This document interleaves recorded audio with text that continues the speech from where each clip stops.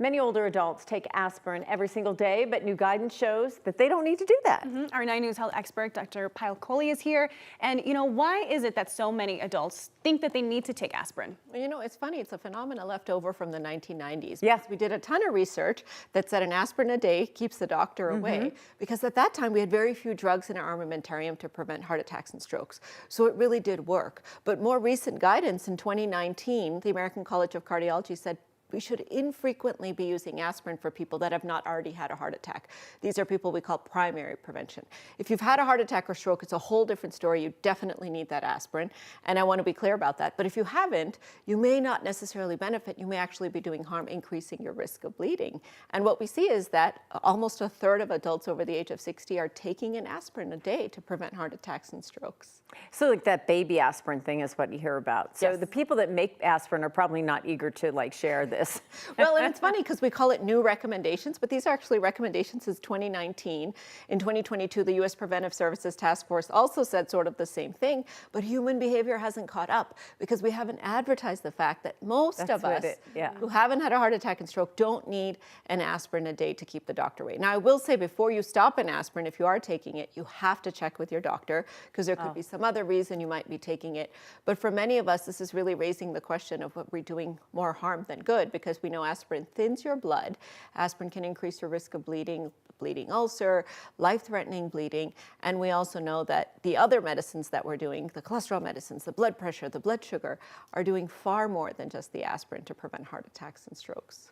So for someone who's taking an aspirin a day, like you said, there are some tips and guidelines maybe to follow if they, want to get off of that routine. What other tips and guidance do you have? So heart attack or stroke, stent, do not stop your aspirin. You will cause a life-threatening complication. And in fact, when these updated guidelines came out, there was a period where the cardiologists and the neurologists were sitting with bated breath because we would keep getting patients in the hospital who saw in the news that they're supposed to stop their aspirin. So don't stop your aspirin if you've been asked to take an aspirin because you've had a heart attack or stroke or heart disease. And in general, if you're on one, make sure you talk to your doctor before stopping it.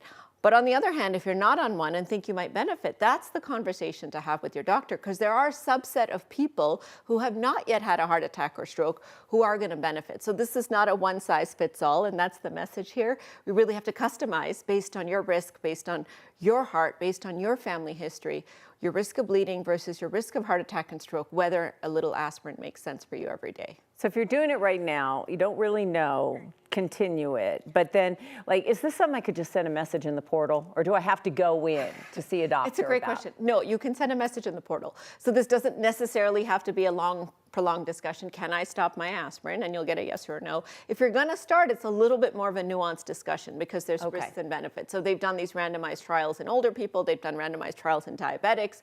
And so, the amount of benefit you get, does it equal the risk? Those types of things. If you're an Eliquis or another blood thinner, usually combining with aspirin is a bad idea. If you've had a history of bleeding, like a bleeding ulcer, certainly you don't then want to take an aspirin that's either. dangerous too. And a lot of people take aspirin just for feeling good. My muscles feel better because I have less back pain. But remember here, we're talking about a blood thinner, especially if you're taking the higher dose, which has no more cardiovascular benefit and increases your risk of bleeding compared to the baby aspirin. So I don't want us to think about aspirin as a benign medicine. I certainly don't want everyone to think that it's a aspirin a day keeps the doctor away. I want us to be really thoughtful and really careful and personalize our treatment plan to decide whether aspirin makes sense. Okay. They do say that if you put an aspirin, crumble it up in your flowers, your fresh flowers, they last longer. So maybe that's what you should do with well, that's interesting to know. I have no proof beyond this, so don't go to me for anything. I just heard that. I'm trying to think of what to do with it. So as a cardiologist, I'm writing a lot of aspirin for patients who have positive calcium scores. So if you get an X-ray of your heart, it's got a little calcium deposits. That means you have cholesterol deposits. You benefit from aspirin. But I'll start telling them to put some in their garden too. I don't know. Who knows? No idea. All right. Thank you, Dr. Coley. We appreciate it.